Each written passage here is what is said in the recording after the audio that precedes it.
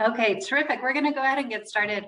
My name is Erin Millen. I'm an Associate Dean of Admission here at Colgate. I work with students, schools, and families in Central New York, as well as the North Country and parts of Texas. We're here tonight to answer your questions as the early decision deadline approaches November 15th, and regular decision, our deadline is January 15th. So Phoebe and I hope that we can be helpful to you in answering your questions about admission and financial aid, and as you're working on those applications. So that is my introduction. I want to give Phoebe a chance to introduce herself. Phoebe, it's great to see you. How are you? I'm good, thank you. How are you? Good, very good. Phoebe, tell us a little bit about what you're studying here, what you do here. Go ahead and introduce yourself. Hi, everyone. My name is Phoebe Casey. I'm a senior here. I am a psychology major, minoring in art and art history. On campus, I work in the Office of Admissions, mostly giving tours. So if you guys haven't had a chance to visit campus, maybe I've met a few of you.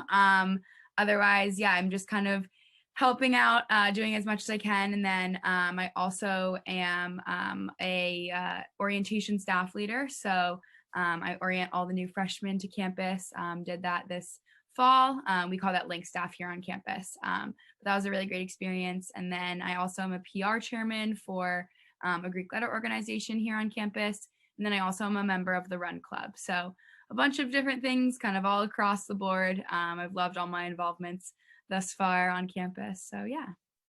Hey, Phoebe, thank you so much. As Phoebe mentioned, she gives tours here at the office. She's worked in admission for quite a while, for a significant portion of her experience here at Colgate. Again, great resource. You've navigated this process before. So the format for tonight's webinar, it's really about your questions. So we're going to invite you to post those questions in the Q&A feature. Phoebe and I will take a look at those and answer them live. But you know, while you're thinking of your questions and typing them in, Phoebe, just as a place to start, when you were applying to colleges, what resources did you find helpful? What was your process like? What were some resources that helped you navigate the process? Yeah, so I think to start, something I found really helpful, if you guys do have a chance to, I know obviously I'm sure with so much going on and it being, you know, COVID and everything last year, it might be difficult, but if you do have a chance to come visit Colgate, it is such a special place. So that's one thing I would really recommend, just so you can get a sense of the place. It's really great to be able to walk around and see the student body and kind of just kind of get a feel for the types of students who are here. I think Colgate students are really actively involved with the community and really want to be here. You don't really stumble upon Hamilton, New York by accident. So I think getting a sense of that is a really great opportunity. But I mean, even what you guys are doing right now, watching these panels and stuff, is a really great way to get to know the student population, I guess, as well, really just me. But yeah, so really great resource. And other than that, I would say, for me, when I was applying to schools, something that was really helpful, again, this might not be applicable to all of you, but something that I found really helpful was reaching out to people that were maybe from my hometown or from my high school, or something that maybe we had like mutual family friend or something like that. Like, even if you don't know people, like, people here are so willing to chat about their experience at Colgate. Everybody really has, at least from my experience, so much to talk about and really wants to help people, even if they work in admissions or not. So I'll give like my information at the end of this. So if you guys want to reach out to me, I'm happy to chat with you guys after. But I really think talking to a current student on campus is such a great way to kind of just figure out more about the student population and really kind of envision how you get a chance to talk to a current student. Even if it's just reaching out to some students in the admissions office, that's a really great resource to use, I think. Hey, terrific, Phoebe. Thank you so much.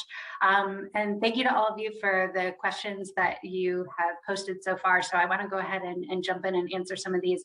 Does Colgate require the CSS profile? We do. We also ask students who are U.S. citizens, domestic students here, to submit the FAFSA as well. So those are the two applications we use for financial aid. Those applications are due by, those financial aid forms are due by the application deadlines.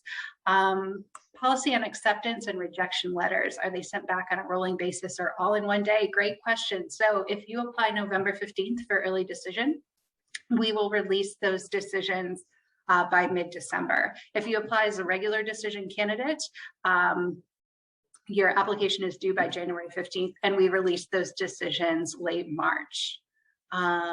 Let's see. QuestBridge, we are so excited to be a QuestBridge partner.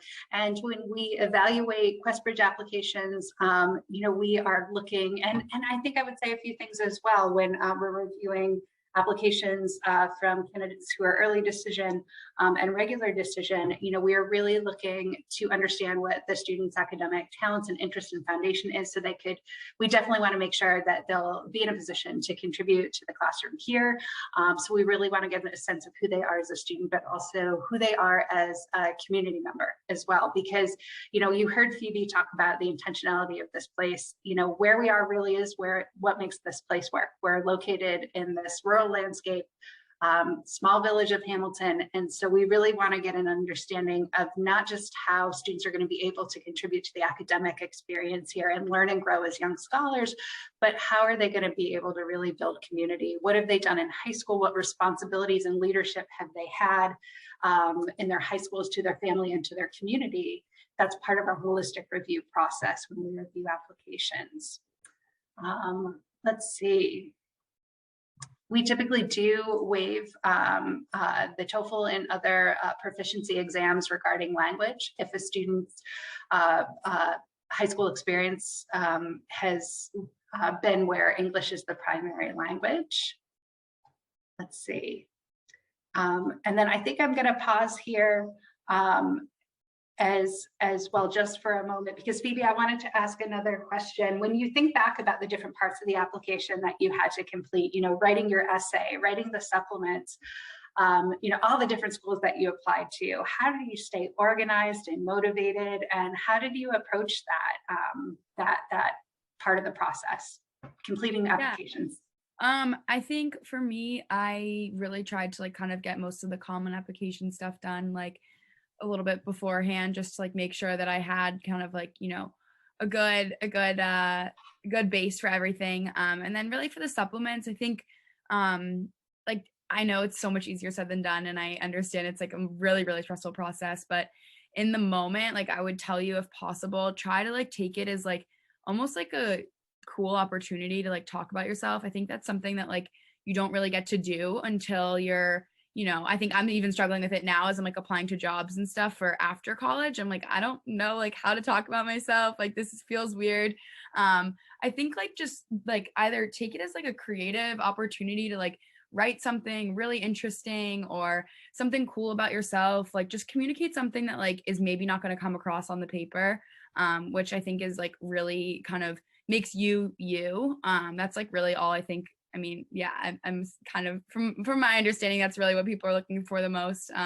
They want to just kind of see, what is unique that is not on your application already. Someone told me, I think the best piece of advice I got was someone had told me that the most interesting college essay they read or something was about having a cup of tea. And I was really? I don't understand that. Why is that? And they were well, just the way that it was written was so personal to that person and shed so much light on them as a person and community member and whatever it was. So I think it was totally just a really creative liberty and just was executed really well. So it doesn't necessarily have to be about something incredible or amazing or a pivotal moment in your life. It can be about a really mundane moment that maybe you're able to communicate in a way that really shows who you are. So yeah, I think in terms of just the whole deadlines and application process, just be aware of the deadlines and just kind of try to do your best.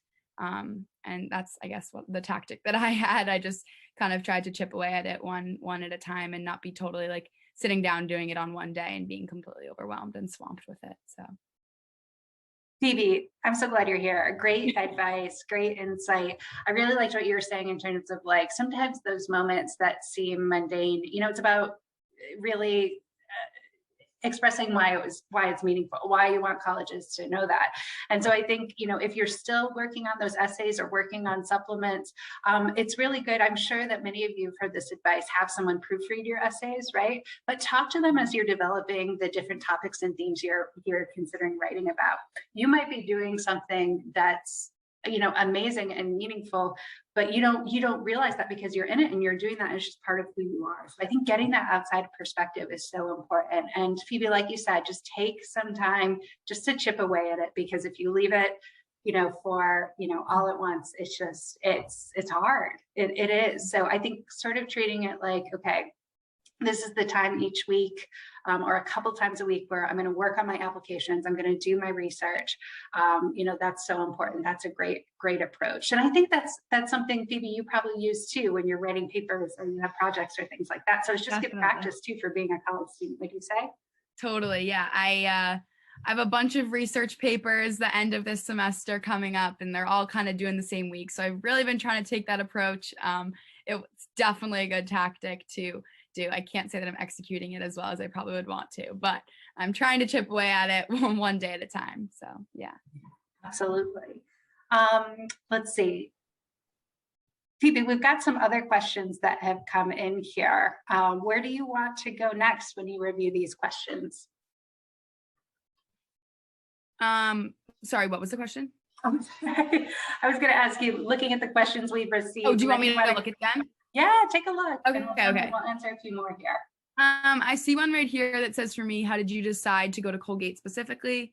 So I guess I can definitely answer this.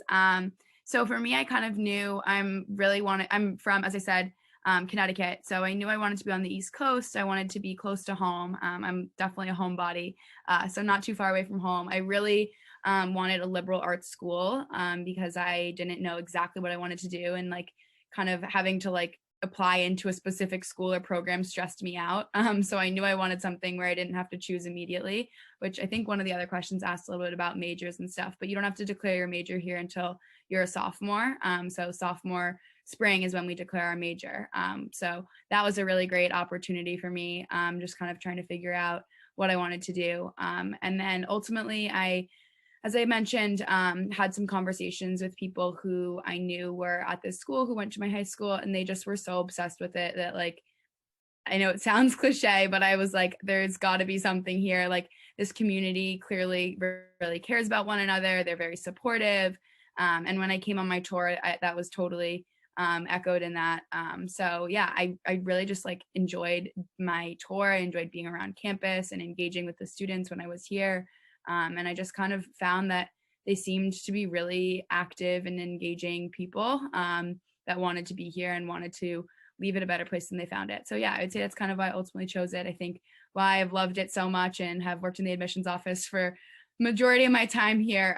Really, I have had such an incredible experience. I think something that's so unique to Colgate is the community. I think everybody kind of finds their own corner of Colgate in one way or another, whether that's through a sports team or a club or even working in the admissions office or something like that. Everybody finds their own corner and really brings all those different corners to all their friends and peers and whatnot. So I think it's just such a great supportive community that has really made me love this place so much. We've got a couple questions about the supplements, and I want to talk a little bit about those. So Colgate is a test optional institution for the next 2 admission cycles. And we also have supplemental questions that applicants can answer. We have 3 of those. They're posted right on our webpage on the apply section, and really how many you choose to answer. If you choose to answer any, it's really up to you. I think a good way to approach them is, does this question allow me to speak to something that another part of my application won't cover? So I think that's a really good way to approach it.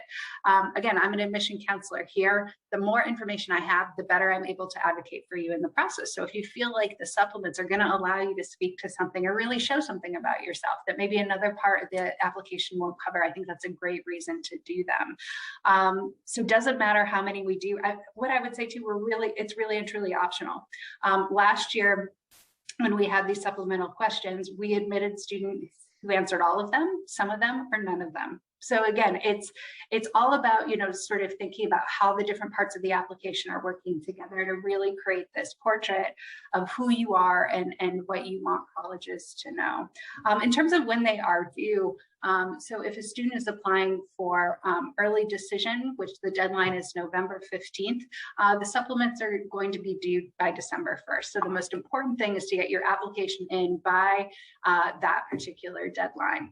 And then for students who are applying regular decision or through our early decision 2 option, those supplements, we're going to want you to submit those by February 1st. So we have time to review them. All right, let's see here. How important is demonstrated interest in the admission process, and how would you demonstrate interest, right? So colleges and universities get so many applications, many schools, they really want to know, okay, what sort of is the interest of this student as we're thinking about, you know, shaping the first year class and our enrollment goals and things like that. At Colgate, you know, I think the best way to demonstrate your interest, we want this place to be a first choice institution for students. And so students can express their interest by applying early decision 1 or early decision 2. Those are the application plans that are binding agreements, right? So if a student applies for admission through early decision 1 and they're admitted, we withdraw those applications from we ask you to withdraw those applications from other schools and enroll at Colgate. So it's a big decision, right? So it's really great, like Phoebe was telling you, all the great ways that you can really learn about this place, whether it's through a visit or reaching out to us, because I think it's really important when you're considering early decision, right, is that you're excited about the school, you're excited that you're applying just because of that binding aspect to it. So I would say, again, demonstrated interest is the way that students can do that is through that early decision option. It's a big decision. Get all of the information that you need to feel excited when you hit submit and apply early decision if you're considering that. Let's see. Phoebe, other questions that stand out that you want to go to next here? Yes. So let's see. Someone asked about the community. I think in general, obviously coming to Colgate's a very residential community, so all students are guaranteed living on campus all 4 years. And so with that, I think it kind of demonstrates like how engaged people are with the community. I would say definitely there is like a transition period coming from high school to college. I think that's very typical for most students. That is one of the big like kind of fundamental purposes of the student orientation leaders, so Link staff, which I'm a member of. So my role there was really like helping students kind of basically adjust to Colgate to make it like a new home.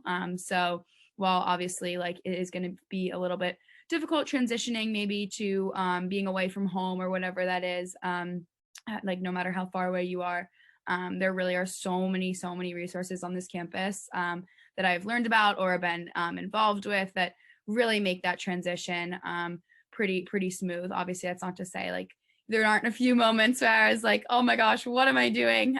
But in general, I would say I had a really smooth transition. I think there's so many different support systems, whether that's academic or physical support, mental support, whatever that is. There's so many different ways that Colgate is really here to help you, and they really want you to succeed. Every single professor or administrator or staff member here is really here to kind of help us have the most amazing 4 years we possibly can. And so they're such great resources. So I would say the community is really just so supportive and really helps make that transition pretty smooth. We had a question posted about what portion of the student body is from New York State. I would say about a quarter. It might be a little less than that. We have many students who come from New England and the Northeast. But what I would say is, in order for this place to work, we really, I think where students are coming from is so important. So we really seek to grow a global and diverse community, because I think an important part of a student's education here is, you know, you're going to come here and you're 17 or 18 years of lived experience. That perspective could be very different from your roommates and, you know, the classmates who are sitting around that table in class, in a class that you have. So I think that sort of thinking about where students are coming from, and it's so important to the educational experience here. So while we're located, in upstate New York, we certainly have students. Our reach here is beyond the region and beyond the Northeast. There was a question about the CSS profile and applying for waivers and just some different required documents and things like that. What I would advise a student to do is to reach out to their regional admission officer. So like I said during the introductions, I work with students in schools in upstate New York as well as Texas. So there might be certain questions that you have as a result of some unique circumstances where it's really best that you talk to your admission counselor directly. And we're really happy to, again, answer emails or connect you with other staff or a financial aid office to answer those questions. In terms of financial aid at Colgate, as I mentioned, the CSS profile and the FAFSA, those are two really key forms that are important for students to complete as part of their application. We have need-based financial aid here at Colgate. We're really excited to launch this year the Colgate Commitment, which is all about, again, that goal of bringing the best and brightest students here to campus and really making this education affordable and accessible. So what the Colgate Commitment is students and families with a household income of up to $150,000 a year, you would be eligible for our no loan initiative. So we would meet 100% of your demonstrated need. Your financial aid award would not consist of loan. And then if your household income falls into a range of up to $80,000 a year, the cost of tuition would be eliminated right up front as well. We do have students whose household income is above that $150,000 range, and they're still eligible for financial aid. Or, well, what I should say is the best way to find out if you're eligible is to go to our website and use the net price calculator, so you can get an understanding of what a financial aid award would look like. Typically, if students do take on some sort of student loan debt, it's about $15,000 or $16,000 average for all 4 years. It's about half the national average. All right.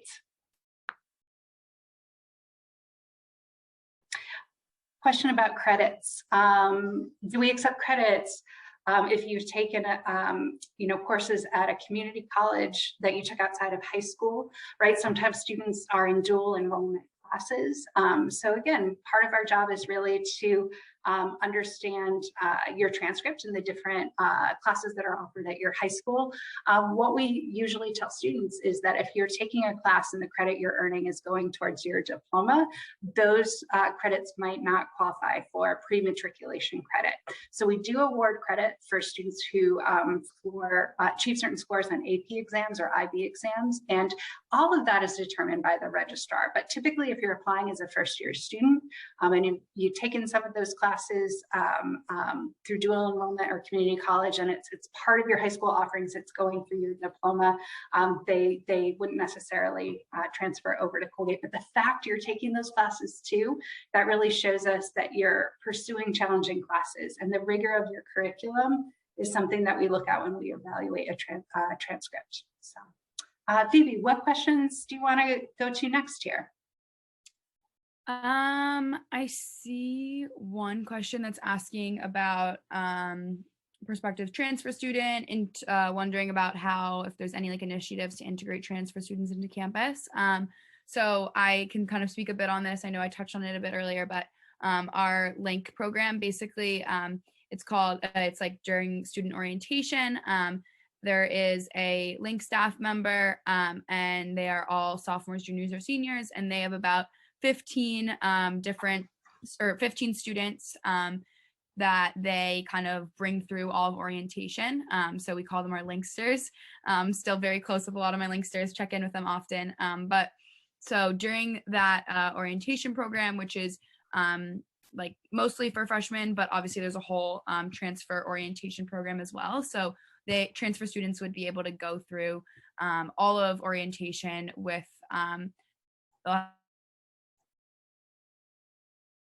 transfer students, but they would be with all the other transfer students, and also they'll have a LINK staff member that was a transfer. So that's a really, really great resource. There's usually a pretty, a substantial group of students that go through all that together. And Actually, one of my really good friends was a transfer student here, and she had a great transition, mostly I think in part because of that link staff and that just like kind of getting to know people. Everyone really, especially the transfer links, want to make sure that they have a seamless transition. So yeah, I would say it's obviously, I'm sure there's like it takes a little bit of time, but I think in general, there's a pretty seamless integration into the Colgate community. Some other questions that have come in: how long does it take for applications to be processed so you can access the portal and the supplements? Sometimes it does take a bit of time for us to, again, process your application, but just check your email and be patient. And also, if you want to get a start on those supplements, you can go to our webpage. If you go to our apply section, you can see what the prompts are, what the questions are, so you can start brainstorming and doing some writing. Let's see. I see one question here about the core curriculum and major requirements, asking about giving you space to explore personal interests outside of your major. So I think that this is one of the most like awesome parts of Colgate. So as I said, you don't have to declare a major until sophomore spring. And so basically the way it works is we have a core curriculum. You have to take, there's 4 classes you have to take that are part of our core curriculum. The first is called Challenges of Modernity. The second is Legacies of the Ancient World. And both of those are set classes that every Colgate student takes. And then there's 2 more courses that are more, we call it like menu based. So one is Scientific Perspectives. And that is basically just like looking at a topic or idea, or like honestly, like anything just with a scientific lens on it. I took a course for that called Discovering Biology. It was an amazing course. My professor was really interested in birds. That was his field of study. So we literally went out into the field, banded birds, had birds landing on us. It was a really cool experience. And so that's what I took for Scientific Perspectives. And then the last course is called Communities and Identities. And again, that's like more of a menu-based course. So for that, I took a course called Core Caribbean. My professor was actually from the Caribbean, which was a really cool perspective. The whole idea is you're really narrowing in on a culture or a country or region to kind of get to know the culture and the people there. So we watched movies and read poetry and readings and everything, which was a really great experience to kind of get to know that culture better. And then we also have areas of inquiry. So these are like 3 different kind of basically overview kind of like groups of disciplines that you have to take 2 courses in different disciplines. So for example, one of them is natural sciences and mathematics. That doesn't mean you've taken natural science class and mathematics class. It means there's about like 10 different disciplines in that area of inquiry that you have to take 2 different courses in. So I took Intro to Psychology, and then I took Sustainable Earth. So both of those were really cool classes. For another one of my areas of inquiry, I took Intro to Studio Art, and that helped me figure out that I wanted to minor in art and art history. So a lot of people, I think, will unintentionally take a course and realize they're really interested in it, take another class in it, and then realize they might want to minor in it or maybe even major in it. And you can change your major and minor, like I think up until probably senior year. So definitely room for flexibility. If you find something, you take a class, beginning of your junior year, and you thought you were set on a specific path and you're realizing it's not what you wanted to do, it's so easy to change it. And the professors are so supportive.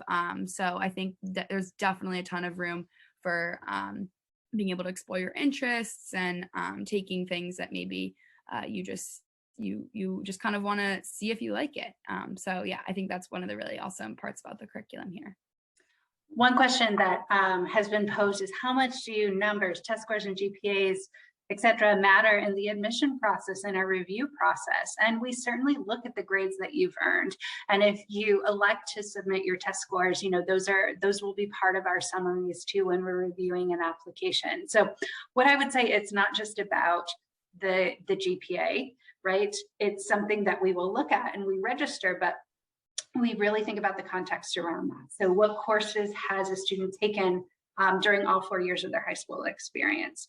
And are there trends, right? We understand one thing we really want students to know is that we realized that the past, year and a half have been really unusual and really hard. So part of our job is to really understand how the pandemic and other events, have really affected students in different schools and different communities. So yes, the numbers are, we will look at your GPA, we will look at test scores if you elect to submit them, but that's just one part of our review. We really want to understand, okay, what are the grades a student has earned, and maybe what's impacted certain trends we might be seeing on the transcripts. In terms of test scores, do the ACT and SAT, are they required? They're not. So again, we understand that the pandemic has impacted students in terms of their ability to access those tests. And so initially, we were reviewing applications for this year's class. It was just a one-year pilot that we would be test optional, but we will be test optional for the next 2 admission cycles. Let's see, interviews. We've got a few questions about interviews. Interviews are non-evaluative, they're informational, they're not required to apply. So we will have students who apply to Colgate who haven't had an interview, and that's okay. I think interviews are great though, because they're often conducted by one of our senior interns. Like Phoebe, you'll be able to connect with the current student. We do want to get to know you, and they will, obviously answer or ask you questions just so they can get to know you better and provide information that's really tailored to what you want to know about Colgate and your goals for the college experience that you have. So again, interviews are informational, they're not evaluative, they're not required, and they're a great way for you to meet some of our students and get to know Colgate. All right. Let's see. I see. The supplement. Oh, go ahead, Phoebe. Sorry, I just want to jump in because I saw a few questions about Greek life on campus. As I mentioned, I'm a member of a Greek letter organization on campus, but we don't rush until sophomore year here. So we have delayed recruitment. I think the reason why I rushed was because I really wanted to just widen my social circle. I had a really close group of friends that I love. I'm still best friends with them. I live with them.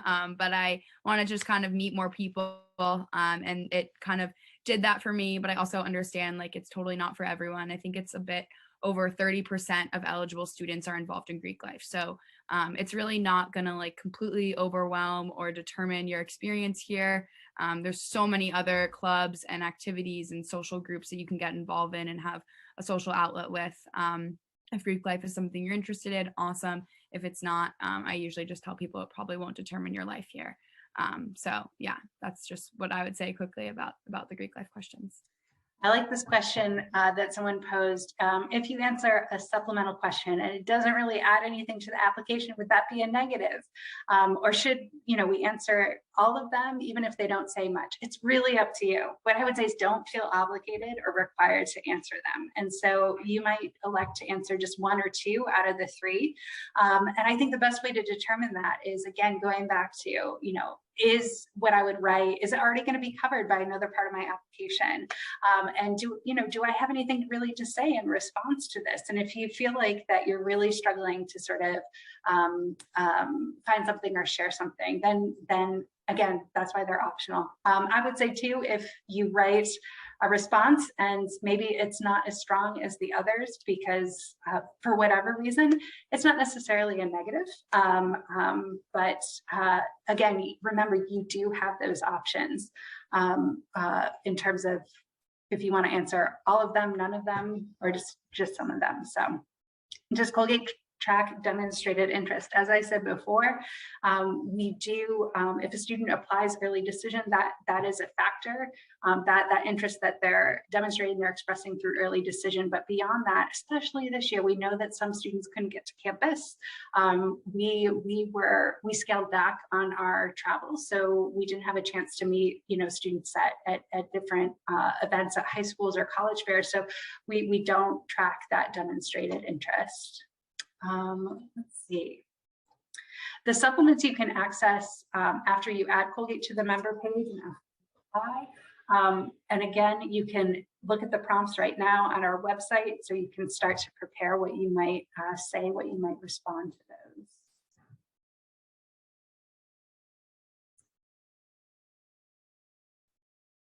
Let's see.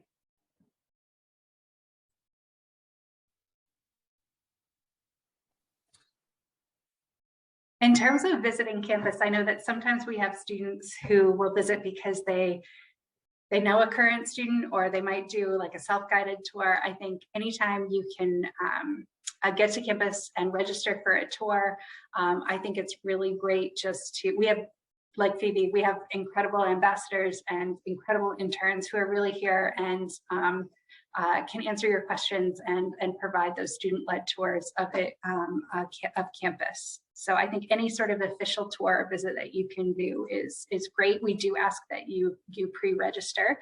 We do have some restrictions right now. You won't be able to see all of the buildings. We ask visitors to wear a mask for the duration of their visit. But again, this is a pretty amazing place, a pretty amazing campus. So if you're able to visit, you can check out our website and register, and we would be excited to welcome you. Let's see, question about international students and international admission. What I would say is admissions is selective across the board. We always receive more applications than offers of admission that we can release. So what I would say is the best thing that you can do is again, going back to really thinking about all the different parts of the application, doing your best to represent yourself and your experience and your accomplishments, and follow up if you have questions, but it is selective. And what I would say is no matter if you are applying as a domestic student or an international student, we're going to look at the academic accomplishments you would bring, the ways you contribute to school and community. So I think those pieces don't change because they're so important for making this place work. Phoebe, other questions here that are standing out to you that you want to take next here? I see a question in the chat about activities or things to do off campus, and then also about clubs. So we have over like 200 clubs on campus. There's tons and tons and tons of different clubs. If you don't see a club that you're interested in, it's very easy to start one. I actually have a twin sister who also goes to Colgate with me, and she started the Run Club. So it's kind of part of why I'm involved in it, but I do enjoy running as well. So yeah, she basically just had to have one faculty member sign off on it, and then have like 20 people who just like said that they were even interested in it. And then after that, she got the club up and running. So if you have a club or a hobby or interest that you don't see here at Colgate and you want to bring to the Colgate community, amazing. You can totally do that. I will say, I think that definitely clubs are a huge part of Colgate's campus. I always recommend people going to the club fair the first few weeks of the semester. There's always tables lining the whole quad with all the different club leaders and club members, and you can just sign up for as many or as few as you want. I think freshman year I signed up for like 15 different clubs and just ended up kind of unsubscribing from the email lists that I didn't go to. But it was a great way to just have like tons of different options, and then kind of from there figure out what I was interested in. And then one of the other questions about activities and things to do off campus, kind of going off of that, there's definitely a lot of activities through clubs and stuff, going on outside of the classroom. I will say that I think Colgate in general, there's so many different activities going on, association or the common systems and stuff like that. I think most students really aren't looking to leave campus on the weekends. I think most students are staying here. There's a ton of different events going on. Even like career services is putting on stuff, and different major departments will put stuff on, and outdoor education will do trips, different places. So there's a lot of action happening. And I think that's kind of definitely helps, with most students wanting to stay on campus, because there's just a lot to do here. Other answers here to some of your questions. If you are not applying for financial aid, you don't need to submit the CSS profile or the FAFSA. So to apply for admission, Colgate accepts the common application or the coalition application. And if you don't want to apply for financial aid, the FAFSA and the CSS profile are not required. If you can't attend a tour for whatever reason, will that hurt your application? It won't. Really, it's great if you can visit, but it's not required. We wouldn't, when I review an application, I don't know if that student has visited or not. So it's not a factor in our review or our decisions. We had a question come in about submitting a portfolio, about a hobby or a talent that a student might have, even if it might be something they don't end up majoring in. So we do have students can submit supplemental materials through SlideRoom, and their submissions are reviewed by a Colgate faculty member. And so we accept SlideRoom portfolios and submission for visual art, for theater and music and dance. So again, more information on our website, but even if you apply and you submit a portfolio through SlideRoom, that doesn't necessarily mean you have to major in art or music when you get here.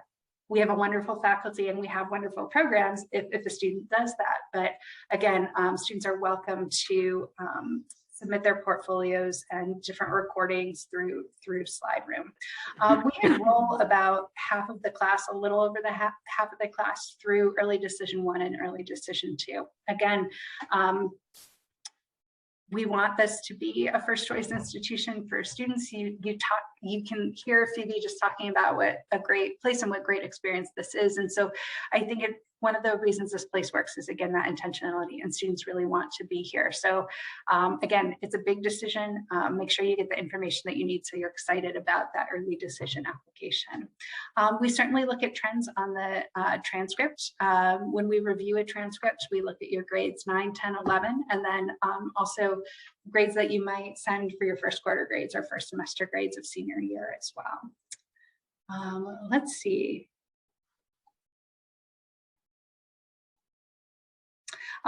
Question about high school visits and college fairs. As I mentioned before, we continue to have a lot of meetings virtually. We were limited in terms of the number of events that we could attend. So again, I would encourage you to reach out to your regional admission officer too with specific questions just to see what the recruitment plans might be. But typically our admission deans, if we do any off-campus recruitments in the fall, we might do some in the spring. And I know that we've started to sort of wrap up some of those events and move towards application with you at this point. Question about if I got admitted through early decision, but financial aid isn't sufficient, do you offer a student loan or could I decline the offer? Great question. So I had mentioned before that when a student applies early decision, and they're admitted, they agree to enroll at that institution where they've applied. What I would say is the one condition is if financial aid is not sufficient. And so they would be released from that binding aspect of the agreement. That being said, if you're applying early decision, we know you're excited. And if we're offering you admission through early decision, we're excited about that too. So I would really encourage students who are considering early decision and applying for financial aid is to use that net price calculator, do that research so we can get an estimate of what an award might be, and just making sure they're comfortable with that part of the process and that again, that estimate that they get. What I would say too is what Colgate does is when a student is admitted, if they've applied for financial aid, we release those letters, you'll sign into your portal. You can view your admission decision as well as your financial aid award as well. So you have that information all at once. Let's see.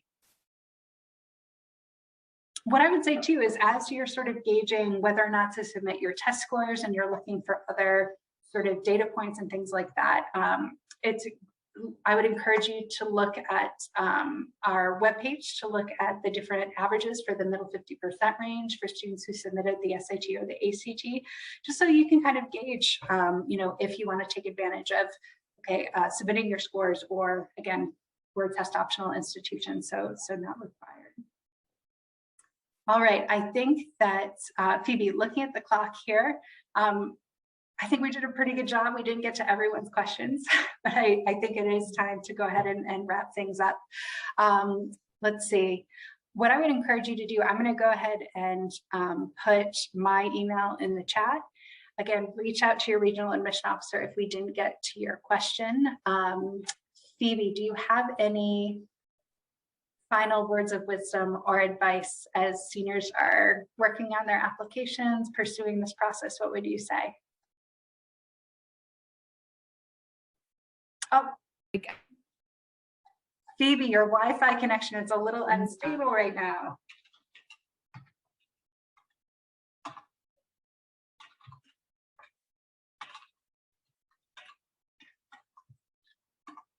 All right. I posted my email in the chat. Thanks again for being here. I think, unfortunately, I think Phoebe's internet is a little inconsistent here. So we're going to close things here for the evening. So thank you again for being here. I wish you the best of luck as you continue the process, and have a great night.